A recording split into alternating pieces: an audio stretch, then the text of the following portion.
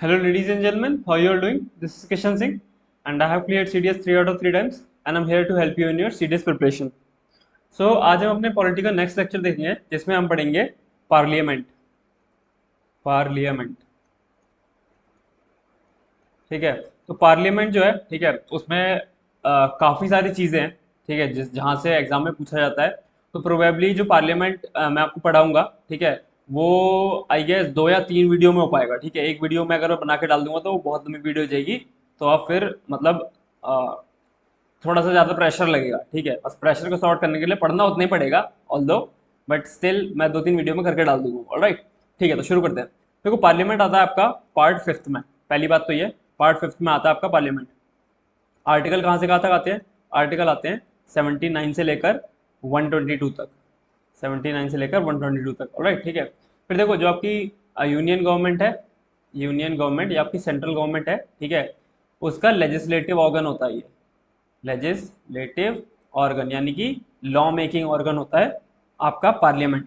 जो central government होती है, ठीक है, उसका लेजिस्लेटिव ऑर्गन होता है पार्लियामेंट। ये बात आपको याद रखनी है, ऑलराइट, ठीक है। फिर देखो, इसको हम, जो हमारी पार्लियामेंट है, इसको वेस्ट मिनिस्टर गवर्नमेंट भी बोलते हैं। वेस्ट मिनिस्टर गवर्नमेंट, ठीक है। क्यों? बिकॉज जो आपकी ब्रिटेन की पार्लियामेंट है ना, ब्रिटेन की पार्लियामेंट, क्योंकि देखो पार्लियामेंट्री सिस्टम हमने कहाँ से लिया है? ब्रिटेन से लिया है ना। तो जो ब्रिटेन की पार्लियामेंट है, ठीक है, वो वेस्ट मिनिस्टर सिटी में लोकेटेड है, ठीक है। वेस्ट मिनिस्टर सिटी में लोकेटेड है ब्रिटेन की पार्लियामेंट, इसलिए हम इसे वेस्ट मिनिस्टर गवर्नमेंट भी कहते हैं। ऑलराइट, ठीक है, आगे बढ़ते हैं। फिर देखो, आर्टिकल 79 क्या कहता है? आर्टिकल 79 बताता है parts of parliament. Parts of parliament, parts of parliament. तो देखो, पार्लियामेंट जो है आपका, बेसिकली उसके 3 पार्ट्स होते हैं। 3 पार्ट्स, ठीक है। कौन कौन से होते हैं समझते हैं। पहला होता है प्रेसिडेंट।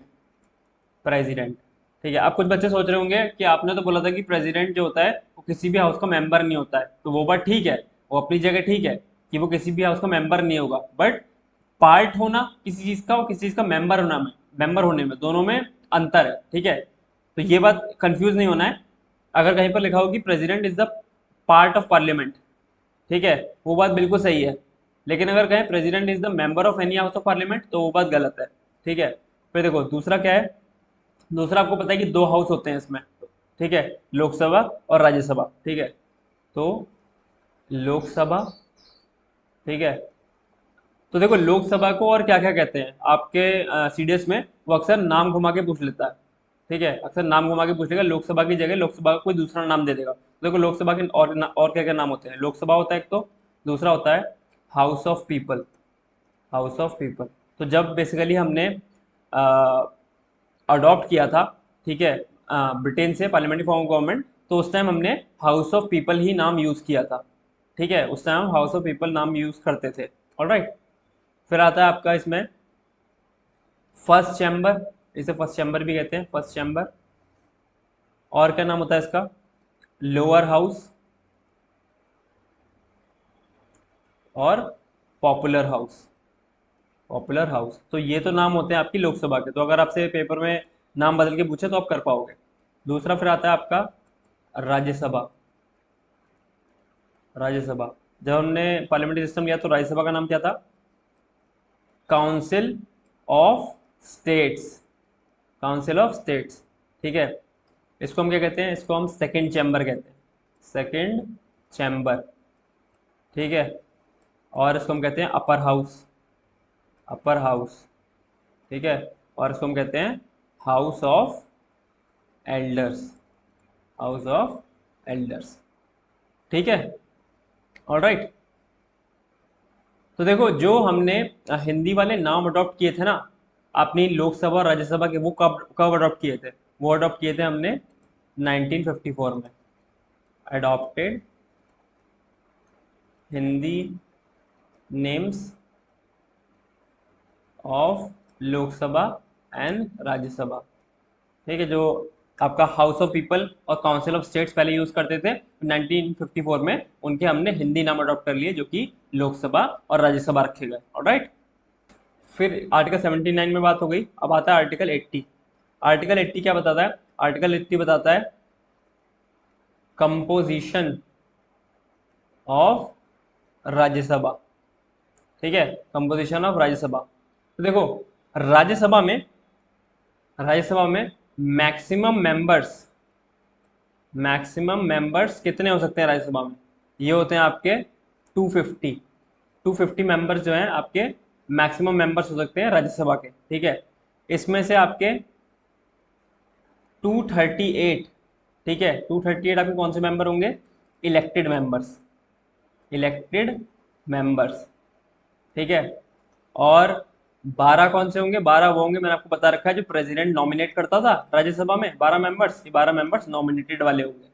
ठीक है, नॉमिनेटेड मेंबर्स। फिर इनका जो इलेक्शन होता है ना, ये मैंने बता रखा है कि राज्यसभा के मेंबर्स का इलेक्शन इनडायरेक्ट होता है, इनडायरेक्ट इलेक्शन होता है। ठीक है, कौन चुनता है इन्हें? किसके द्वारा होता है? By MLA. जो लेजिस्लेटिव असेंबली के मेंबर होते हैं ना, मेंबर ऑफ लेजिस्लेटिव असेंबली, ठीक है, वो वोट करते हैं बेसिकली इनको चुनने के लिए, यानी इनडायरेक्ट होता है। यानी कि इनडायरेक्ट का मतलब क्या है कि जो हम हैं, हम आप जो आम लोग हैं, सिटीजन है, वो इनको नहीं चुनते हैं डायरेक्टली। ठीक है, यानी कि इनका इनडायरेक्ट इलेक्शन होता है बाय एमएलए। ठीक है, मेथड क्या है? मेथड मेथड है आपका वही PRSTV, proportional representative single transferable vote. दोबारा बोल देता हूँ, proportional representative single transferable vote. अब लिख नहीं रहा हूँ यार, काफी बार बता दिया मैंने, ठीक है, पिछले लेक्चर्स में। ठीक है, ऑलराइट, ठीक है। फिर देखो, ये बात मैंने आपको शेड्यूल्स में बता रखी है कि जो राज्यसभा की सीट्स होती हैं, एलोकेशन ऑफ राज्यसभा सीट्स, ठीक है, ये कहाँ लिखा हुआ है? ये 4th शेड्यूल में लिखा हुआ है। तो अगर शेड्यूल नहीं पढ़े हैं, ठीक है, तो शेड्यूल पढ़ लो, क्वेश्चन आता है उनसे। ठीक है, एलोकेशन ऑफ राज्यसभा सीट्स, ये बात लिखी गई है 4th शेड्यूल में। ठीक है, ऑलराइट। तो ये तो देखो, ये तो होगी मैक्सिमम लिमिट। राज्यसभा की मैक्सिमम लिमिट कितनी है मेंबर्स की? 250। ठीक है, एट प्रेजेंट इस टाइम कितना है? एट प्रेजेंट, ठीक है, एट प्रेजेंट है इसमें 245 सीट्स, 245 सीट्स है। ठीक है, जिसमें कि आपकी 229 स्टेट्स की हैं, ठीक है, 4 आपकी यूनियन टेरिटरी की हैं, ठीक है, और 12 आपके वही नॉमिनेटेड वाले मेंबर्स हैं, नॉमिनेटेड वाले मेंबर्स हैं। ठीक है, ऑलराइट, आई होप इतनी बात आपको समझ में आ गई होगी। तो ये याद रखना है तो रख लो, कोई दिक्कत नहीं है। वैसे मतलब दिमाग में रखना, इतना कहूँगा, अब इसी को ज़्यादा रटने की नंबर ज़्यादा रटने की जरूरत नहीं है। बस मैक्सिमम लिमिट याद रखनी है आपको, 250 है, और जो 12 नॉमिनेटेड मेंबर्स हैं वो याद रखने हैं। ठीक है, बाकी ये 4, 2, 229 इतना कोई मतलब ये फर्क नहीं पड़ता। ऑलराइट, फिर देखो, फिर होती है बात आर्टिकल 81 कहता है composition of Lok Sabha, composition of Lok Sabha. ठीक है, तो लोकसभा में मैक्सिमम मेंबर्स कितने हैं? मैक्सिमम स्ट्रेंथ है, मैक्सिमम मेंबर्स कितने हो सकते हैं लोकसभा में? ये हो सकते हैं आपके 552, 552। ठीक है, जिसमें कि आपके 530 तो रहेंगे स्टेट्स के, ठीक है, और आपके 20 रहेंगे यूनियन टेरिटरी के। ठीक है, अब यहाँ पर एक बात देखने वाली है कि पहले दो मेंबर्स को प्रेसिडेंट नॉमिनेट करते थे लोकसभा में भी। ठीक है, दो मेंबर्स को प्रेसिडेंट नॉमिनेट करते थे लोकसभा में भी, बट 104th अमेंडमेंट एक्ट 2020 से, ठीक है, कौन करते थे नॉमिनेट? प्रेसिडेंट। ठीक है, प्रेसिडेंट करते थे नॉमिनेट दो मेंबर्स को लोकसभा में, बट 104th अमेंडमेंट एक्ट 2020 से इस चीज को हटा दिया गया। अब प्रेसिडेंट लोकसभा में दो मेंबर्स को नॉमिनेट नहीं करते हैं। तो ये बात भी याद रखनी है आपको अच्छे से कि अगर वो बोल दे कि president still nominates 2 members in Lok Sabha, notice falls, this provision was removed by the 104th amendment act of 2020। ठीक है, तो ये 104th अमेंडमेंट एक्ट ऑफ 2020 से ये प्रोविजन रिमूव कर दिया गया था। ऑलराइट, ठीक है। तो देखो, जो इसके मेंबर्स का इलेक्शन होता है ना, लोकसभा के मेंबर्स, ये दोनों ही आपके इलेक्टेड है। 20 और 530 है ना, स्टेट्स और यूटी, इसमें दोनों ही इलेक्टेड होते हैं। इनका इलेक्शन कैसे होता है? डायरेक्ट इलेक्शन होता है, यानी इनके इलेक्शन में हम और आप वोट करते हैं। ठीक है, और कैसे होता है? वो होता है universal adult franchise, universal adult franchise, यानी बेसिकली जो भी 18 साल से ऊपर के हैं, ठीक है, वो वोट करेंगे और या वोट कर सकते हैं। ऑलराइट, ठीक है। और आपको याद है कि वोटिंग एज 21 से जो 1950 में जब वोटिंग एज 21 थी, फिर उसको 18 साल किया गया था। ठीक है, तो कौन से अमेंडमेंट एक्ट से किया गया था? वो किया गया था 61st अमेंडमेंट एक्ट ऑफ 1988। ठीक है, तो ये बात मैंने पहले लिखवा रखी है। ऑलराइट, ठीक है। तो मैक्सिमम स्ट्रेंथ की बात हो गई। अब बात करते हैं एट प्रेजेंट लोकसभा की जो स्ट्रेंथ है वो कितनी है? वो है 545। ठीक है, 545, जिसमें कि 530 है आपके स्टेट्स की, ठीक है, 13 है आपके यूटी की, और दो वाला तो प्रोविजन हटा दिया गया, तो यहाँ से लिख के मुकर देना, ठीक है, काट देना। फिर देखो, जो मैंने आपको बताया ना कि जो 20 सीट्स है यूटी में, ठीक है, यहाँ पर इस टाइम प्रेजेंट में 13 है, ठीक है, 7 सीट्स वेकेंट है यूटी में। क्योंकि ना जो लोकसभा का इलेक्शन होता है ना, लोकसभा का इलेक्शन जो होता है, ठीक है, it is according to Lok Sabha election according to, ठीक है, लोकसभा का इलेक्शन अकॉर्डिंग टू होता है कब? जो 1971 का जो सेंसस था ना, ठीक है, उसके अकॉर्डिंग में होता है। और ये कब तक? 1971 के सेंसस के हिसाब से चलेगा 2026 तक। फिर 2026 तक देखा जाएगा कि किस तरीके से इन 7 सीट्स को एक्यूमुलेट करना है उन 20 सीट्स में यूटी की। ठीक है, तो ये बात ध्यान में रख लेना कि 7 सीट्स वैकेंट है यूटी में। क्यों? क्योंकि जो इलेक्शन होता है लोकसभा का वो 1971 के सेंसस के हिसाब से होता है, और कब तक होगा? 2026 तक। फिर 2026 के बाद देखा जाएगा कि ये सीट्स कैसे एक्यूमुलेट करनी है।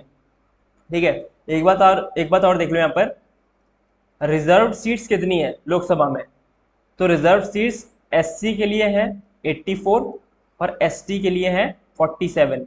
टोटल सीट्स 131 रिजर्व है लोकसभा में एससी और एसटी के लिए। ठीक है, ऑलराइट, तो ये बात भी ध्यान में रखनी है। ठीक है, ओके। फिर देखो, जो इलेक्शन होता है ना, इलेक्शन होता है लोकसभा और राज्यसभा के मेंबर्स का, वो कौन कराता है? वो कराता है ECI, election commission of India. ठीक है, और डिस्प्यूट कौन देखता है? ये बात यहाँ पर नोट करने की है, डिस्प्यूट देखता है हाई कोर्ट। अभी तक आपने देखा प्रेसिडेंट, प्राइम मिनिस्टर, ठीक है, और काउंसिल ऑफ मिनिस्टर का जो इलेक्शन हो रहा था, करवा तो इलेक्शन कमीशन ऑफ इंडिया ही रहा था, बट वहां पर जो डिस्प्यूट देख रहा था वो सुप्रीम कोर्ट देख रहा था। बट जब मेंबर ऑफ पार्लियामेंट्स के इलेक्शन की बात आती है, तो वहां पर करवाता तो इलेक्शन कमीशन ऑफ इंडिया ही है, बट जो डिस्प्यूट देखता है वो सुप्रीम कोर्ट, सॉरी, वो हाई कोर्ट देखता है। ठीक है, बाकी उन लोगों के केस में कौन देख रहा है? Supreme court. यहाँ पर कौन देखेगा? High court. ऑलराइट, ठीक है। अब देखो, ये तो बात हो गई हमारी कंपोजिशन की। ठीक है, अब हम बात करते हैं ड्यूरेशन की। यहाँ पर मैं लाइन लिख देता हूँ, ड्यूरेशन की, कि लोकसभा और राज्यसभा का बेसिकली ड्यूरेशन क्या है। सबसे पहले हम बात कर लेते हैं लोकसभा के ड्यूरेशन की। लोकसभा, ठीक है, देखो लोकसभा का ड्यूरेशन कितना होता है? 5 साल का, 5 ईयर्स का इसका ड्यूरेशन होता है। ठीक है, लोकसभा कैसा कैसा हाउस है? लोकसभा है टेम्परेरी हाउस। टेम्परेरी हाउस यानी it can be dissolve. Dissolve, जब 5 साल का टेन्योर पूरा हो जाता है ना लोकसभा का, ठीक है, तो लोकसभा अपने आप डिसॉल्व हो जाती है। इसके साथ साथ ये बात मैंने आपको बता रखी है, ठीक है, president can also dissolve Lok Sabha, कि प्रेसिडेंट भी लोकसभा को डिसॉल्व कर सकते हैं जब उसका टेन्योर चल रहा हो, या जब उसका टर्म चल रहा हो लोकसभा का, तब। ठीक है, वरना हर जब जब उसका टेन्योर या टर्म पूरा हो जाता है लोकसभा का, तो 5 साल बाद वो अपने आप डिसॉल्व हो जाती है। ऑलराइट, ठीक है। फिर एक बात और देखो, यहाँ पर लोकसभा में जब इमरजेंसी लगती है ना, national emergency, in case of national emergency, national emergency, ठीक है, तो it's term can be extended by 1 year, ठीक है, एट अ टाइम। तो जब नेशनल इमरजेंसी लगी होगी ना, तो जो लोकसभा का जो टर्म होता है ना, ठीक है, उसको आप 1 साल बढ़ा सकते हो। ठीक है, एक बारी में। लेट सपोज अगर नेशनल इमरजेंसी लगी हुई, नेशनल इमरजेंसी लेट सपोज मैं मान लेता हूँ 3 साल के लिए लग गई, ठीक है, लगी नहीं है ऑल्दो, ठीक है, वो बात सही है, नेशनल इमरजेंसी मान लो 3 साल के लिए लग गई, ठीक है, तो पहले ईयर में आपने 1 साल बढ़ाया, ठीक है। आप ऐसा नहीं कर सकते, आपको थोड़ा ना पता है कि नेशनल इमरजेंसी कब तक लगी रहेगी। तो आप बेसिकली एक बार में या फिर 1 साल में, ठीक है, एक बार बढ़ा सकते हो इसका टर्म 1 साल के लिए, कि अभी आपने देखा यार इस साल तो इमरजेंसी लग रहा लगी रहेगी, तो आपने बढ़ा दिया। फिर इमरजेंसी पूरे साल लगी रही, आप नए साल में एंटर हो गए इमरजेंसी के साथ, तो फिर नए साल में फिर से 1 साल का बढ़ा दिया जाएगा, ठीक है। और फिर जैसे ही इमरजेंसी खत्म होगी ना, तो इमीडिएटली उसके बाद इसको इमरजेंसी को रिमूव, बेसिकली इसका टेन्योर जो है फिर से वापस से उसी का कर दिया जाएगा 5 साल का। ऑलराइट, आई होप इतनी बात आपको समझ में आई होगी। ये तो होगी बात ड्यूरेशन की, किसके, आपके लोकसभा की, ठीक है। अब बात करते हैं ड्यूरेशन की राज्यसभा की। राज्यसभा, ठीक है। देखो राज्यसभा कैसा हाउस है, Rajya Sabha is a permanent house, permanent house, ठीक है। परमानेंट हाउस यानी नो डिसोल्यूशन, ये डिसॉल्व नहीं किया जा सकता, नो डिसोल्यूशन, ठीक है। इसके 1/3 मेंबर्स, 1/3 मेंबर्स राज्यसभा के, ठीक है, रिटायर एवरी 2 ईयर्स, हर 2 साल में, ठीक है, 1/3 मेंबर राज्यसभा के रिटायर हो जाते हैं, ठीक है। और जो आपके रिटायर्ड मेंबर्स होते हैं ना, रिटायर्ड मेंबर्स, ठीक है, they are eligible for re election, वो कितनी भी बार इलेक्शन में खड़े हो सकते हैं, they are eligible for re election, ठीक है। और देखो जो राज्यसभा का टर्म है ना, राज्यसभा का टर्म है, ठीक है, वो वैसे तो कॉन्स्टिट्यूशन में, तो कॉन्स्टिट्यूशन के द्वारा फिक्स नहीं है, उसको टर्म को फिक्स करने की पावर पार्लियामेंट के पास है, ठीक है।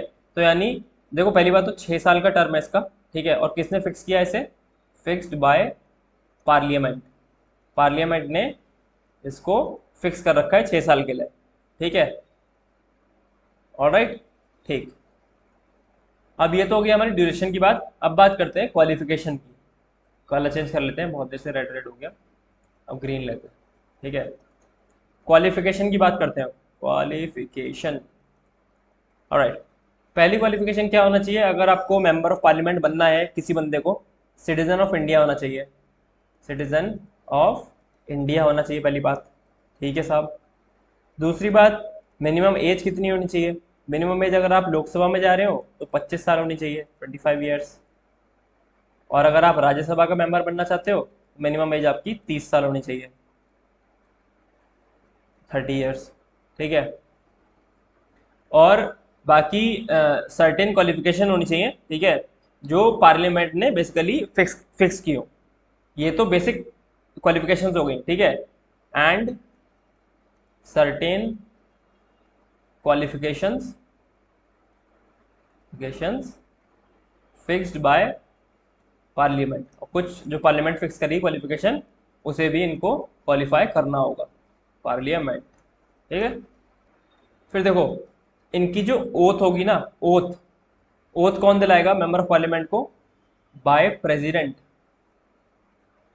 बाय प्रेसिडेंट और any other person appointed by him.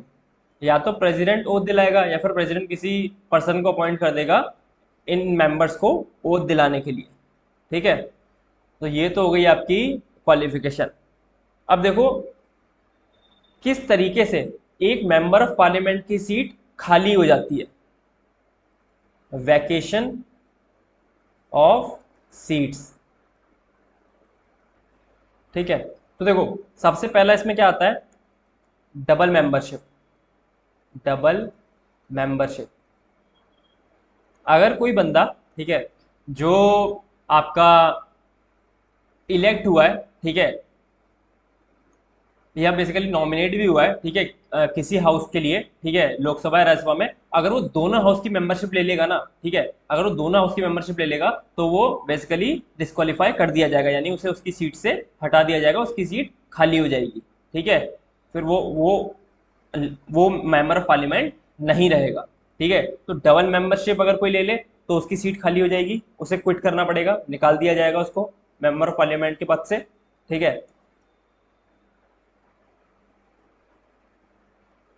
दूसरी चीज है यहाँ पर आपका एब्सेंट रहे 60 डेज तक पार्लियामेंट से। अगर कोई मेंबर ऑफ पार्लियामेंट पार्लियामेंट से 60 दिन तक बिना किसी ऑफिशियल नोटिस दिए, ठीक है, 60 दिन तक पार्लियामेंट नहीं आता है, 60 दिन तक पार्लियामेंट से गायब रहता है, तो फिर उसकी भी जो मेंबरशिप है पार्लियामेंट की वो रद्द कर दी जाएगी, यानी उसकी भी सीट वेकेंट हो जाएगी, खाली हो जाएगी। ठीक है, अब वो सीट पर मेंबरशिप नहीं क्लेम कर सकता। ऑलराइट, तीसरी चीज आती है रेजिग्नेशन। रेजिग्नेशन रेजिग्नेशन अगर रिजाइन कर दे, ठीक है, तो भी तो सीट खाली हो जाएगी। तो जो रेजिग्नेशन लेटर होता है ना, जो अगर लोकसभा का मेंबर है, ठीक है, तो वो किसे देगा, वो देगा लोकसभा का जो स्पीकर होता है उसको अपना रेजिग्नेशन लेटर देगा। और वहीं अगर राज्यसभा का मेंबर है तो अपना वो रेजिग्नेशन लेटर देगा चेयरमैन को। और राज्यसभा का चेयरमैन कौन होता है, वाइस प्रेसिडेंट। ठीक है, अभी पढ़ाऊंगा आगे, चिंता मत करो, अब इसी इसी वीडियो में आएगा। ऑलराइट, ठीक है। फिर देखो, अब यहाँ पर चौथी बात आती है, ठीक है, डिस्क्वालिफिकेशन, कि किस तरीके से किसी मेंबर ऑफ पार्लियामेंट को डिस्क्वालीफाई कर दिया जाता है। ठीक है, डिस्क्वालीफाई कर दिया जाता है किस बेसिस पे। ठीक है, ये तो बेसिकली जनरल बात हो गई कि डबल मेंबरशिप ले ले तो उसकी सीट वेकेंट हो जाएगी, हटा दिया जाएगा, 60 दिन तक एब्सेंट हो जाए, रिजाइन कर दे। अब देखो डिस्क्वालिफिकेशन किस तरीके से होता है। डिस्क्वालिफिकेशन बेसिकली दो तरीके से होता है एक मेंबर ऑफ पार्लियामेंट का। ठीक है, एक तो करता है president, president on the advice of ECI. ECI president को एडवाइस करेगा, ठीक है, तो उसकी एडवाइस के तहत जो पार्लियामेंट जो प्रेसिडेंट है वो एक मेंबर ऑफ पार्लियामेंट को डिस्क्वालीफाई कर देगा। दूसरा होता है anti defection law.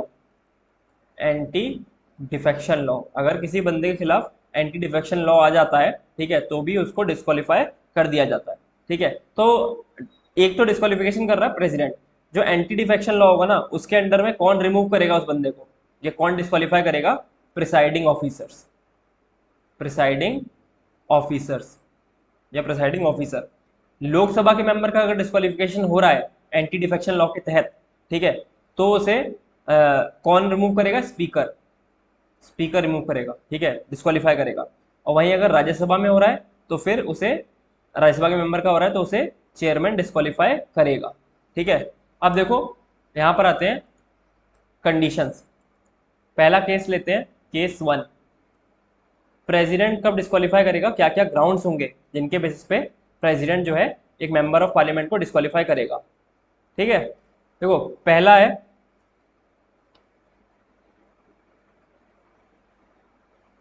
If he और she is not a citizen of India, means he or she adopts the citizenship of any foreign country after election. अगर कोई पर्सन, ठीक है, as a member of parliament elect हो जाता है और elect होने के बाद वो किसी दूसरे देश की सिटीजनशिप ले लेता है, तो ये बात मैंने आपको बता रखी है कि हमारे देश में सिर्फ सिंगल सिटीजनशिप का रूल है। ठीक है, आप या तो इंडिया के सिटीजन हो सकते हो या फिर किसी दूसरी कंट्री के सिटीजन हो सकते हो। ठीक है, आप ऐसा नहीं होगा आप दो कंट्री के सिटीजन बन के नहीं रह सकते।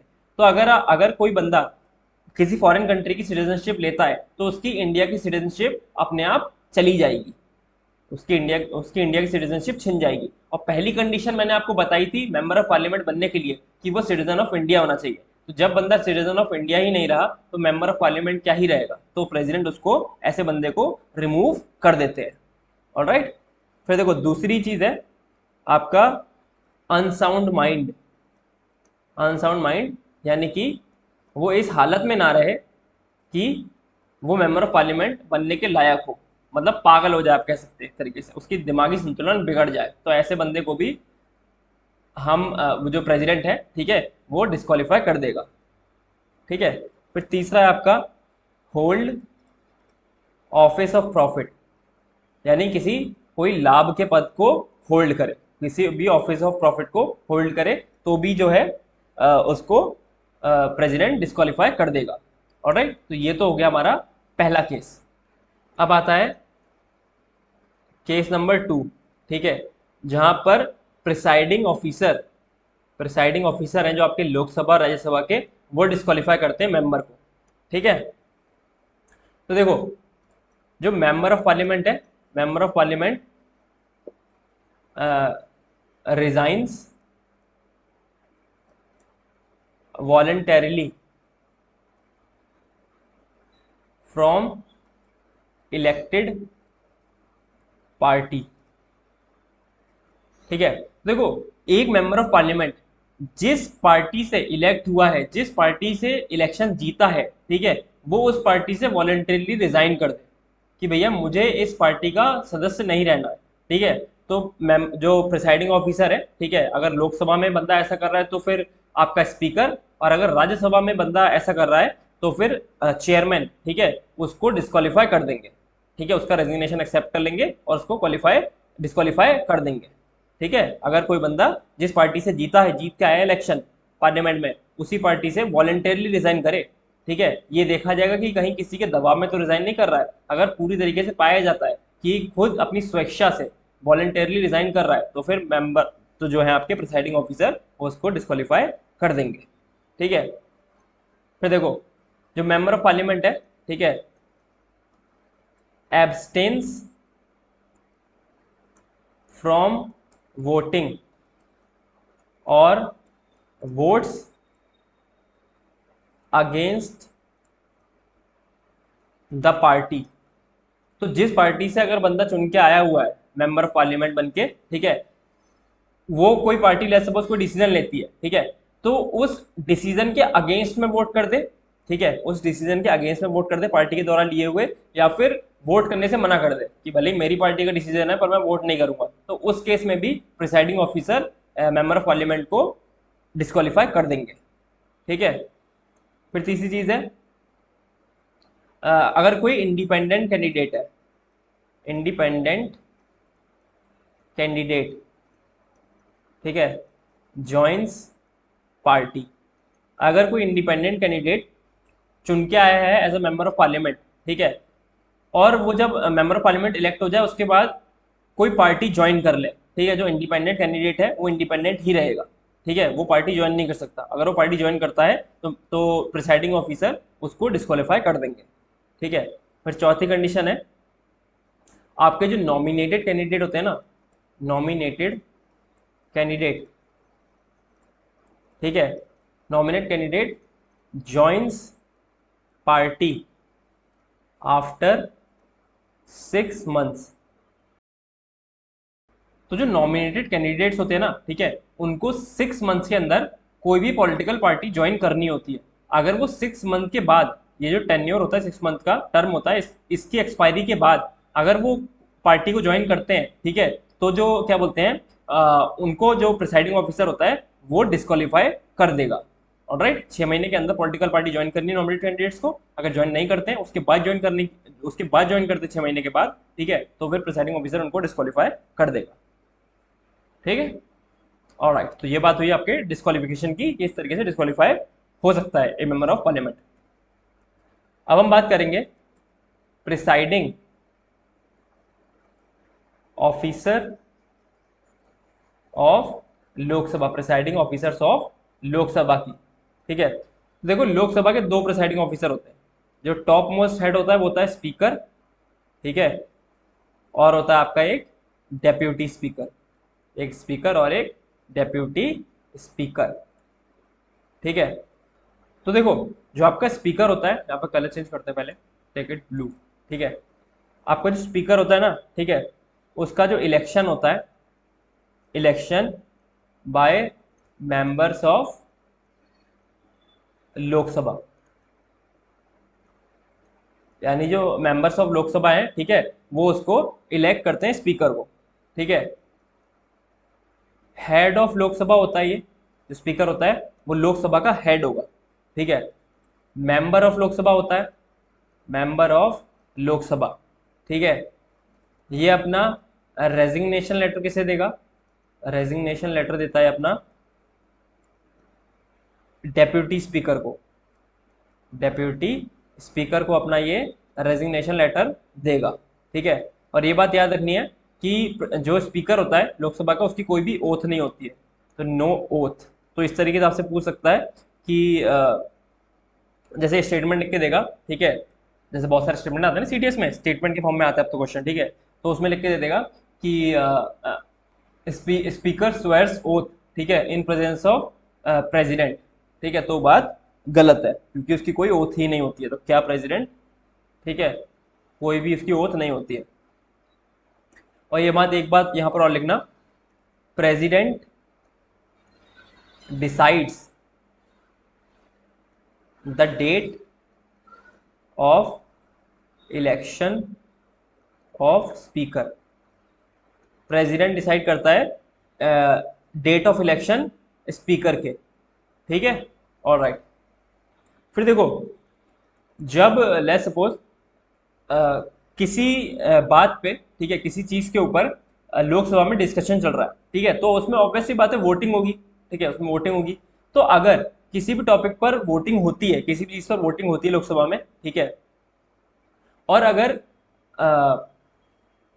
वोटिंग में टाई हो जाता है, टाई, ठीक है, वोटिंग में टाई हो जाता है, यानी सेम वोट्स आते हैं, लेट्स सपोज इधर भी, इधर से भी 100 वोट्स आए, उधर से भी 100 वोट्स आए, यानी डिसीजन नहीं मिल पा रहा है, 100 लोगों ने इस बात को, एक बात को समर्थन किया और 100 लोगों ने उसकी अपोजिट बात को समर्थन किया। तो जब वोटिंग में टाई हो जाता है ना लोकसभा में, ठीक है, तो in this case, in the case of tie और इन दिस केस स्पीकर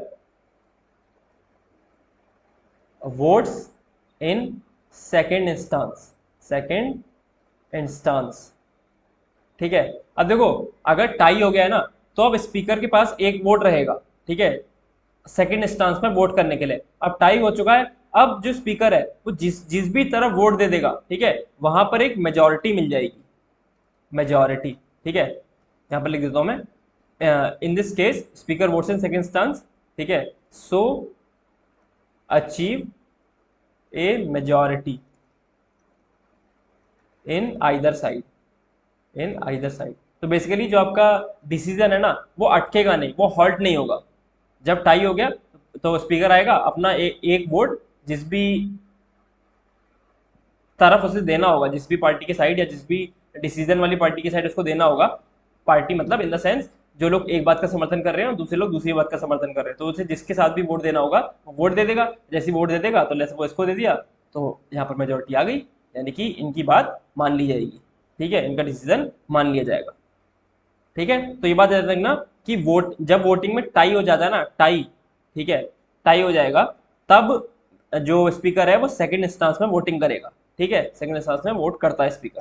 ठीक है, इसीलिए इसके वोट को ना, स्पीकर के वोट को कास्टिंग या फिर डिसाइसिव वोट कहते हैं। यानी कि बेसिकली ये एक डिसीजन पे ला देगा इसका वोट कि हाँ भाई डिसीजन हो गया है, स्पीकर साहब ने अपना वोट दे दिया है। ठीक है, यानी इसे कास्टिंग और डिसाइसिव वोट कहते हैं, तो ये बात भी हमें अच्छे से याद रखनी है। ठीक है, फिर देखो, जब रिमूवल होता है ना, रिमूवल ऑफ स्पीकर, ठीक है, तो पहली बात, रिमूवल ऑफ स्पीकर करता कौन है? ठीक है, by members of Lok Sabha, members of Lok Sabha के द्वारा स्पीकर का रिमूवल होता है। ठीक है, और जब रिमूवल मोशन आता है ना, रिमूवल मोशन आता है, ठीक है, लोकसभा में, ठीक है, तो उससे पहले सेम 14 डेज का एडवांस नोटिस देना पड़ता है। रिमूवल लाने से पहले 14 दिन का एडवांस नोटिस देना पड़ेगा स्पीकर को कि भैया तुम्हारे खिलाफ रिमूवल मोशन आ रहा है। ठीक है, तो 14 दिन पहले आपको एडवांस नोटिस देना पड़ेगा रिमूवल मोशन को लोकसभा में लाने से पहले। ठीक है, अब देखो, जब रिमूवल होगा ना, तब भी वोटिंग होगी, तब भी वोटिंग होगी मेंबर्स ऑफ लोकसभा के द्वारा। ठीक है, और यहाँ पर बात देखने की ये है कि जो स्पीकर है वो भी तो मेंबर ऑफ लोकसभा है, तो वो भी वोट करेगा। बट यहाँ पर बात कैच करने की क्या है, पॉइंट यहाँ पर क्या बनता है, स्टार लगा लेना। ठीक है, in case of removal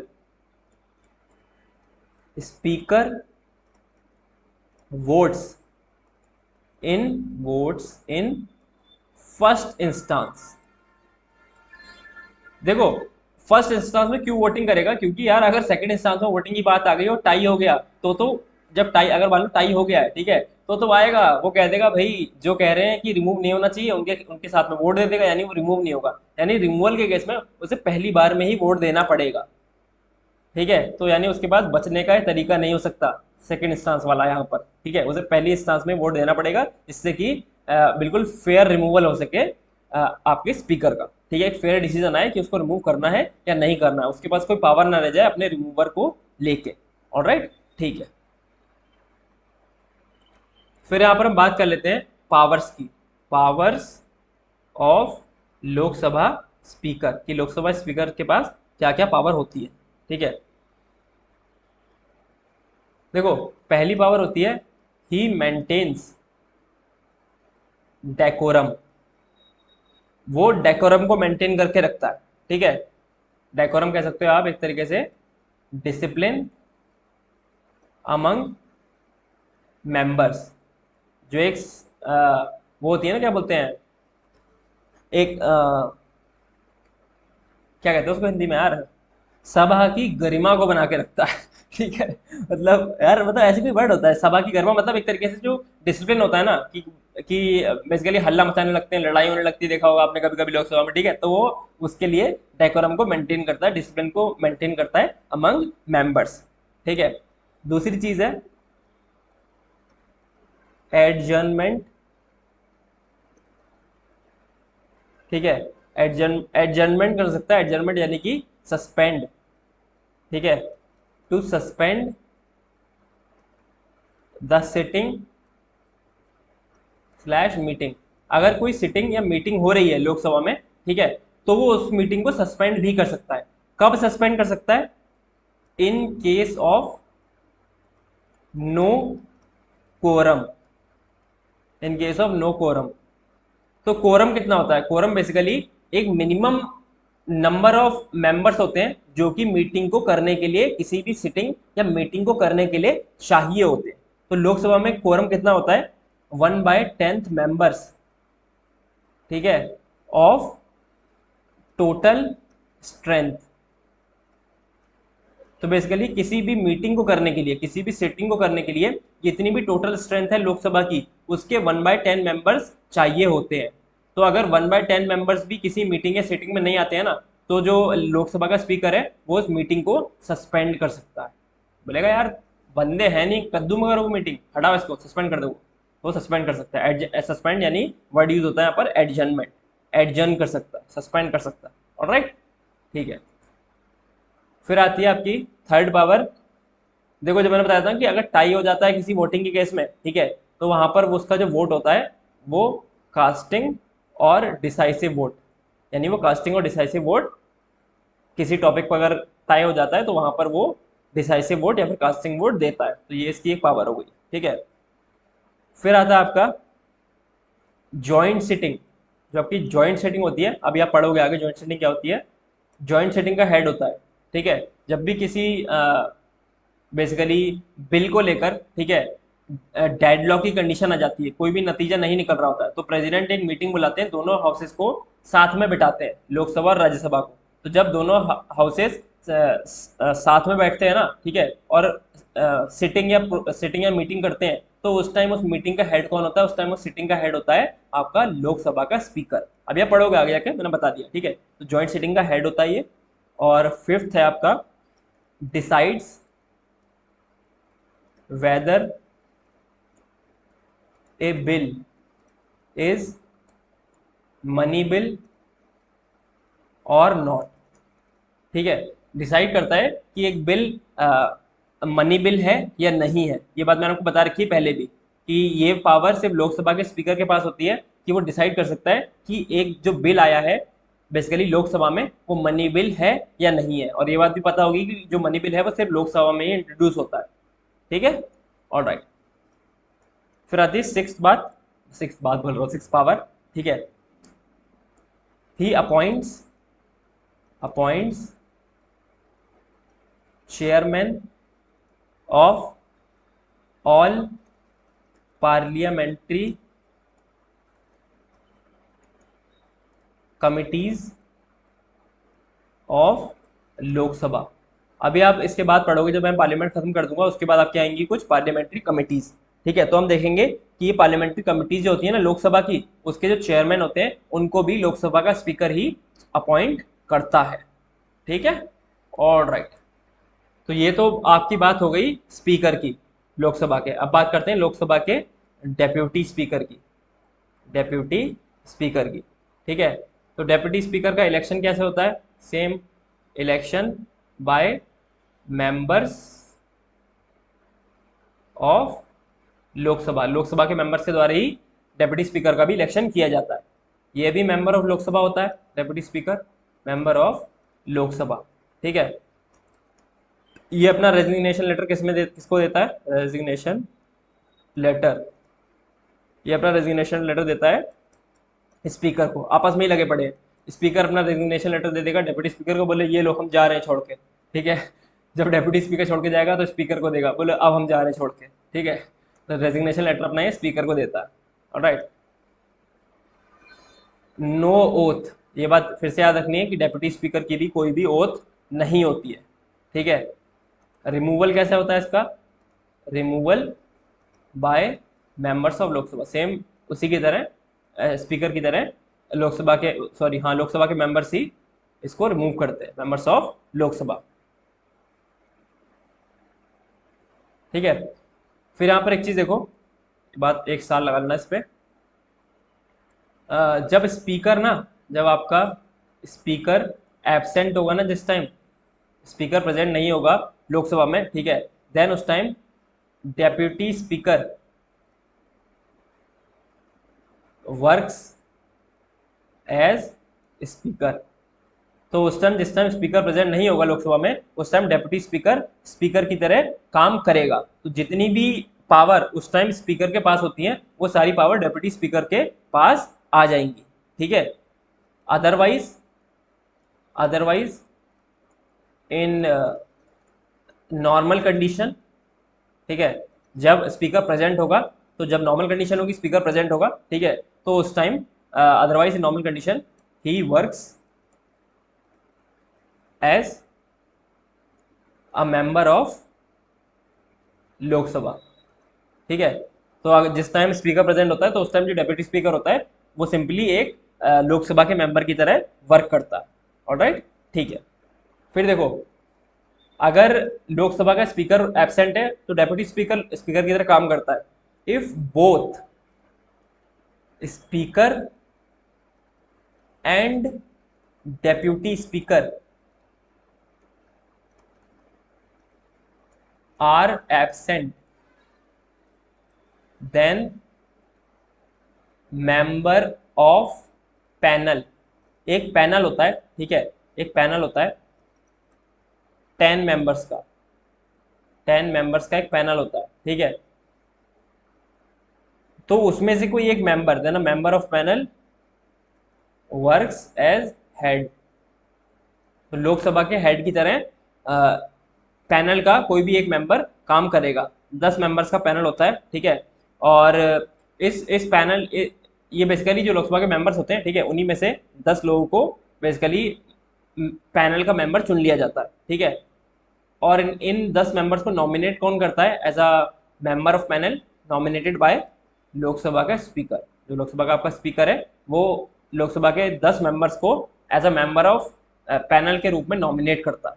alright, I hope इतनी बात आपको समझ में आ गई होगी।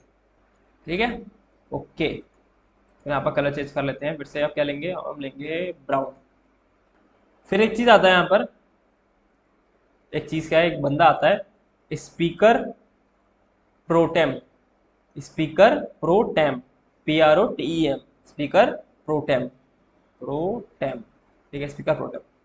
देखो, स्पीकर प्रोटेम क्या होता है? ये होता है first meeting head of Lok Sabha, Lok Sabha. ठीक है, देखो, ठीक है, तो यहां पर मैं लिख देता हूं, speaker vacates his office immediately before the first meeting of newly elected Lok Sabha.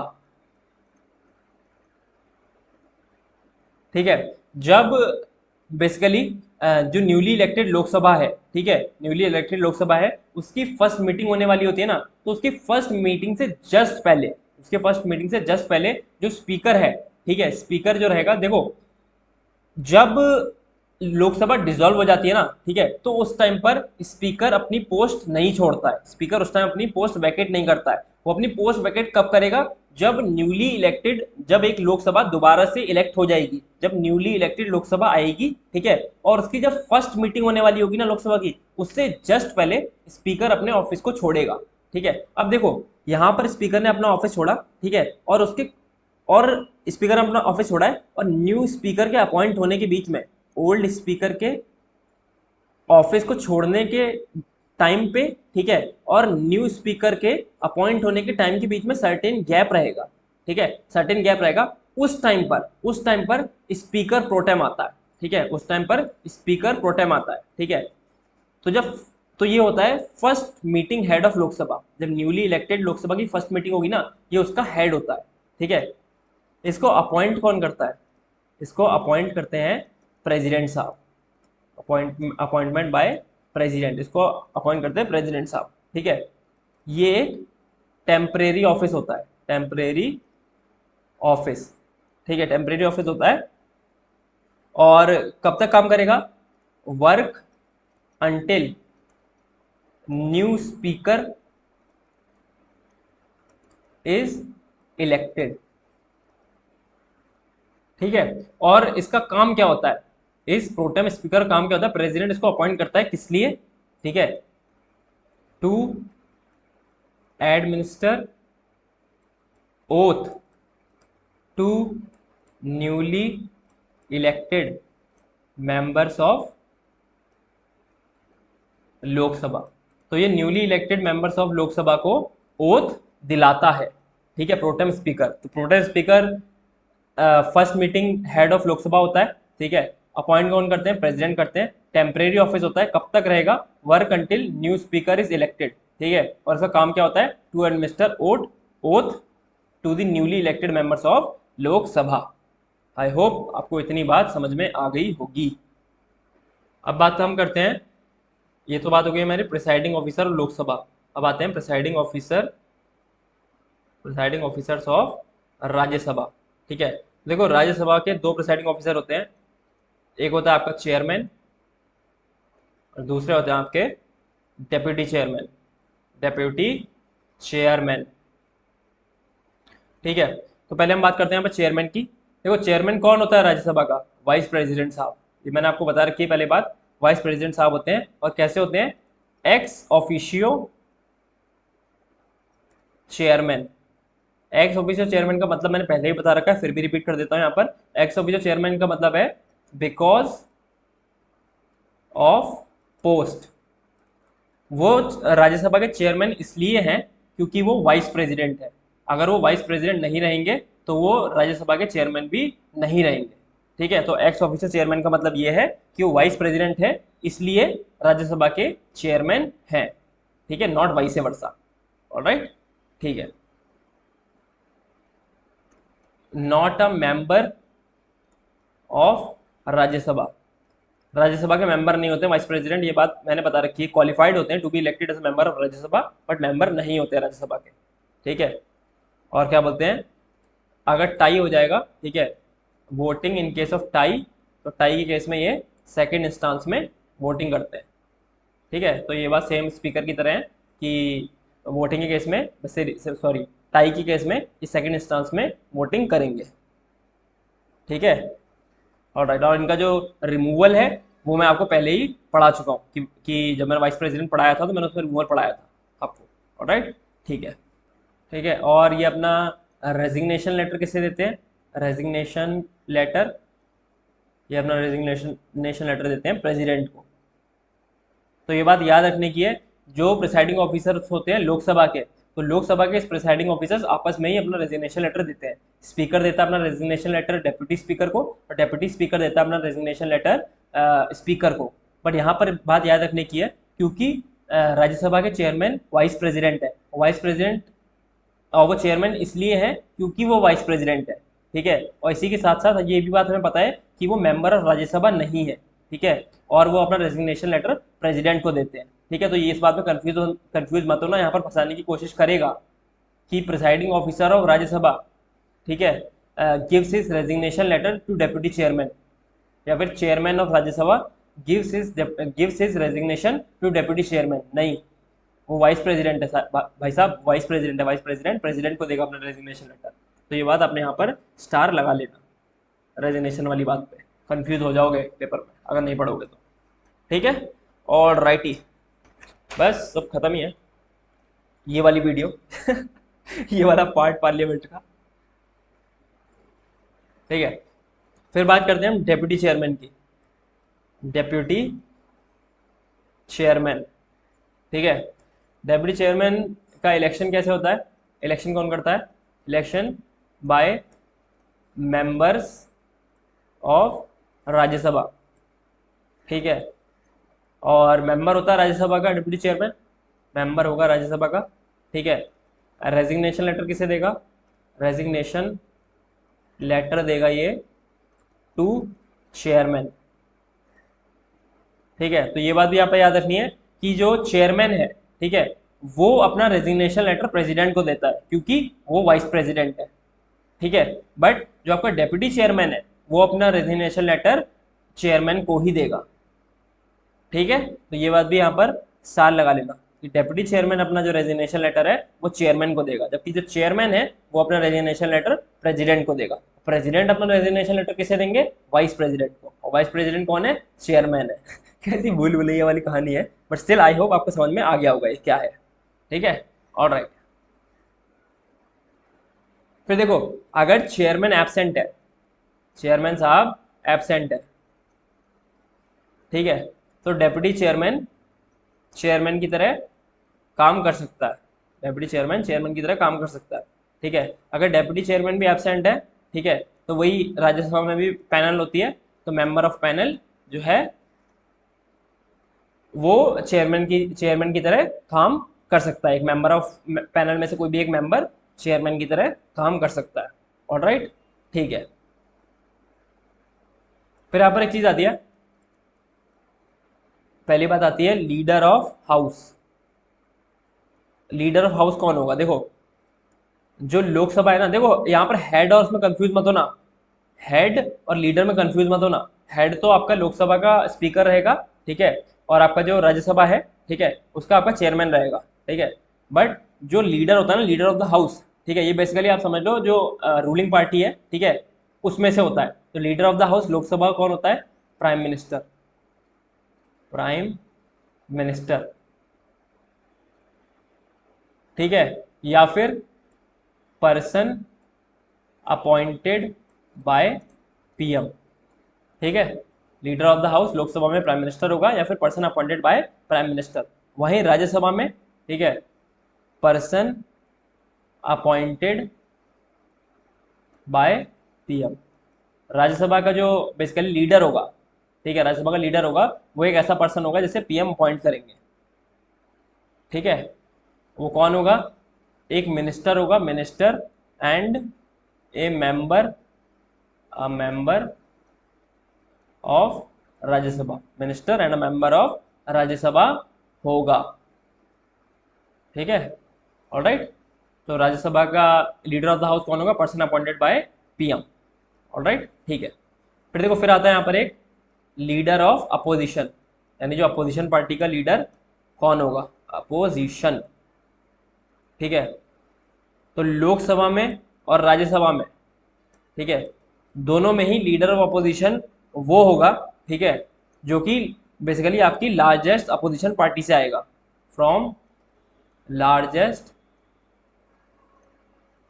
Opposition party, and that party should have 1/10 seats of house. तो बेसिकली लार्जेस्ट अपोजिशन पार्टी आप तभी कह सकते हो, ठीक है, चाहे वो लोकसभा की हो चाहे वो राज्यसभा की हो, जब उसके पास एटलीस्ट 1/10 सीट्स हो। आपके अगर लोकसभा में तो लोकसभा की, और राज्यसभा में है तो राज्यसभा की, ठीक है। तो इसी ऐसी ही पार्टी को लार्जेस्ट अपोजिशन पार्टी माना जाएगा, और इसी पार्टी का एक बंदा लीडर ऑफ अपोजिशन बनेगा, एक लोकसभा में और एक राज्यसभा में, ठीक है। आई होप आपको ये बात भी समझ में आ गई होगी, ठीक है। ऑलराइट, तो ये था आपका पार्लियामेंट का पार्ट 1 वीडियो का, ठीक है। अब देखते हैं एक या दो probably max two max 2 video और आएंगी पार्लियामेंट पे, ठीक है। उसमें आपका पूरा पार्लियामेंट कवर हो जाएगा, कहीं भी से भी क्वेश्चन आएगा आप अच्छे से कर पाओगे, ठीक है। फिर पढ़ते रहिए, नोट्स बनाइए, मिलते हैं नेक्स्ट वीडियो में। Okay, bye.